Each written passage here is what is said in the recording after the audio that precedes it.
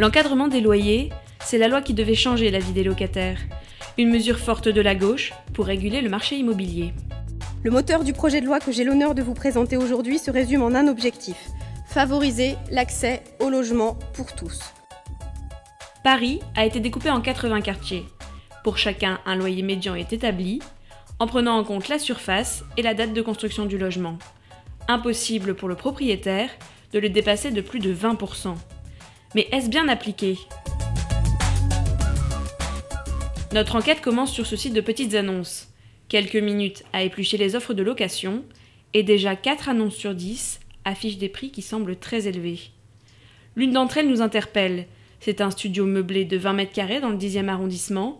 Le loyer est de 1 090 € par mois.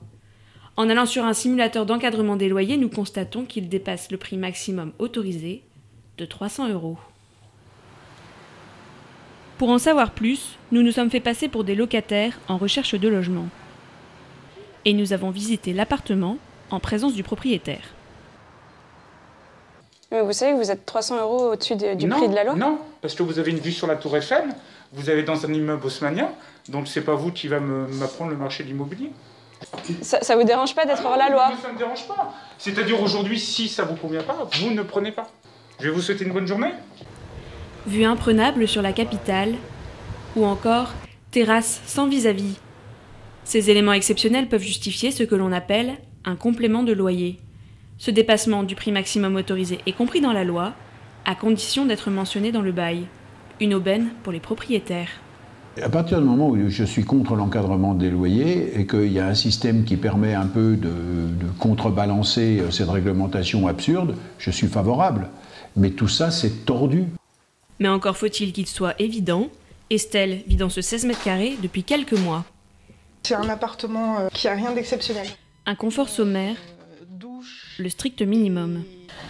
Dans le couloir d'entrée, la kitchenette, qui a une fenêtre, un radiateur et un placard intégré plutôt grand. Pourtant, elle paye 550 € par mois pour ce petit appartement. 100 € de trop. Le loyer au mètre carré de votre logement est 21% au-dessus de ce qui est autorisé. Estelle a donc saisi la commission départementale de conciliation pour faire valoir ses droits. Cette instance aide bailleurs et locataires à trouver un accord quand le complément de loyer est jugé injustifié ou n'est même pas mentionné.